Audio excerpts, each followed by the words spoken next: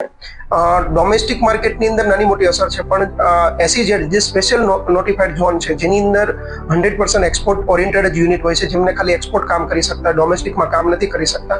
એ લોકો માટે એક ચિંતાનું કારણ થઈ રહ્યું છે, કારણ કે જે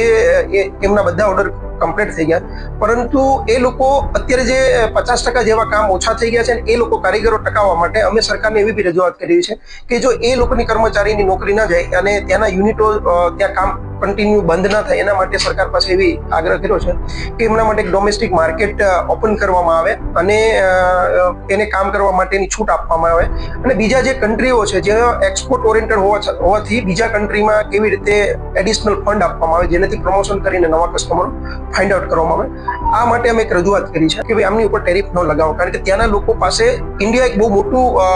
એનું સપ્લાયર કન્ટ્રી હતું, જેનાથી એ લોકોના જે કામ છે, જે નવી સિઝન આવી રહી છે, એ લોકોને બી તકલીફ થઈ રહી, કારણ કે રાતોરાત એ લોકો બી કોઈક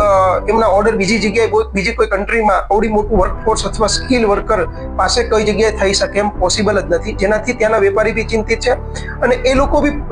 તેમના ગવર્મેન્ટ ટર્મ સરકાર સાથે મીટિંગ કરીને એ લોકો બી ત્યાંથી પુશઅપ કરી રહ્યા છે.